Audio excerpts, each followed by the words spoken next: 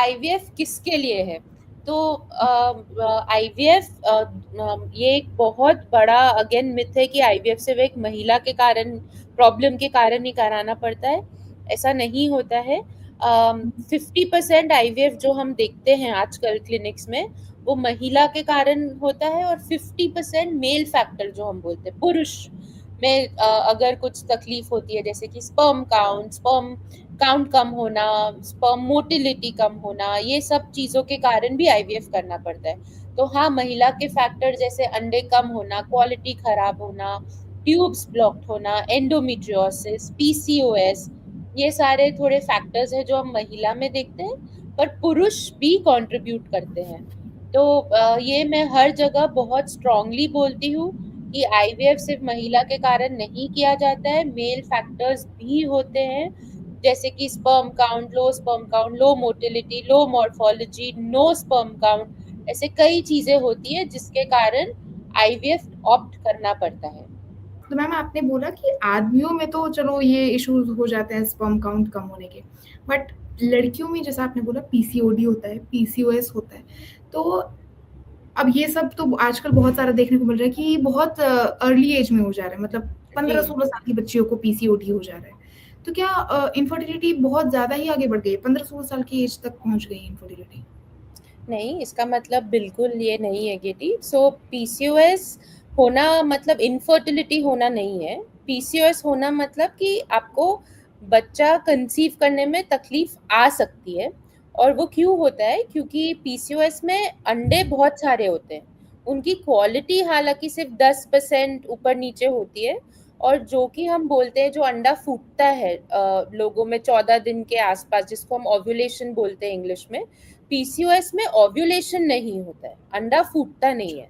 तो अगर अंडा नहीं फूटेगा तो स्पर्म या शुक्राणु होगा भी तो फर्टिलाइज नहीं होगा, इसलिए पीसीओएस में इनफर्टिलिटी थोड़ी हल्की सी, कहते हैं ज्यादा होती है। पर इसका बिल्कुल ये मतलब नहीं है कि अगर कोई टीनेजर या किसी महिला को पीसीओएस है तो वो इनफर्टिलिटी की शिकार है, वैसा नहीं होता है। महिला और पुरुष दोनों के लिए जितना यंग रहेंगे, क्वालिटी अंडे और शुक्राणु की बेटर रहेगी, ये तो गिवन है। और महिला में एग काउंट या अंडे की काउंट कम होती है, मतलब खत्म भी होती है। पर पुरुषों में ऐसा नहीं होता है, बिल्कुल खत्म नहीं होती है। वो अगर आपके हार्मोन सही हैं तो फिर आपके लाइफस्टाइल पे निर्भर करता है कि आपका स्पर्म काउंट ऊपर नीचे हो सकता है। पर ये गलत होगा बोलना कि पुरुषों का एक उम्र पे आके स्पर्म काउंट खत्म हो जाता है। पुरुषों का स्पर्म काउंट नहीं खत्म होता है। अच्छा, ओके। तो मतलब कुछ ना कुछ पार्टिकल्स रहते ही होंगे हमेशा। हाँ, अगर एक हेल्दी पुरुष है, बेसिक लाइफस्टाइल का हार्मोन ठीक है, तो पुरुषों, इसीलिए आप अगर सुनते होंगे कि 70 साल पे भी कोई पुरुष है, उसने अपना स्पर्म दिया, उसके बच्चे हुए, लीगली अलाउड नहीं है। पर ये क्यों होता है? क्योंकि शुक्राणु हमेशा रहते हैं। जैसे कि महिला में 70 साल में खुद के अंडे होना संभव ही नहीं है। तो हम्म। पुरुषों में स्पर्म रह सकता है पर महिला में नहीं रह सकता है, वो एक अंतर है। तो आपके लिए वैसे फिर शादी की क्या सही उम्र होनी चाहिए? क्योंकि बड़े बुजुर्ग कहते हैं कि शादी बहुत जल्दी कर लो, because of these reasons only, कि जी। बच्चे हो जाएंगे, सही टाइम पर हो जाएंगे। लेकिन अभी जैसा चल रहा है, जो अभी की लाइफ चल रही है, इसमें लोग पहले स्टेबल होना चाहते हैं, करियर जी। बेस्ड होना चाहते हैं।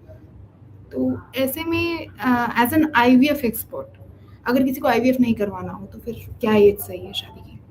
सी शादी की एज बोलना भी बहुत ही ट्रिकी होगा, क्योंकि आप ऐसा समझिए गेटी कि जैसे अगर आप और आपके दोस्त हैं, दो जन हैं, आपका और आपकी दोस्त सेम उम्र के हैं, हो सकता है सेम कॉलेज, सेम सब कुछ, खाना पीना भी सिमिलर हो, पर अगर आप अपना अंडे का टेस्ट कराएंगे, आपका वैल्यू अलग आएगा, आपकी दोस्त का अलग आएगा। तो ये मैं अक्सर पेशेंट को समझाती हूँ कि ये ऐसा कुछ है जैसे आपके बाल सफेद होते हैं, किसी के पहले होते हैं, किसी के बाद में होते हैं।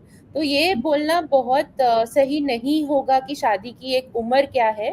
पर हाँ, आपकी प्राइम फर्टिलिटी एज अगर अपन एवरेज पकड़े तो वो लेट 20s, 28 से 32 साल तक आपका प्राइम एक एवरेज महिला का होता है। उससे पहले भी किसी में प्रॉब्लम आ सकती है या बाद में भी, वो अलग चीज है, पर एवरेज अगर आप देखें तो प्राइम फर्टिलिटी 28 से 32 के बीच में होती है।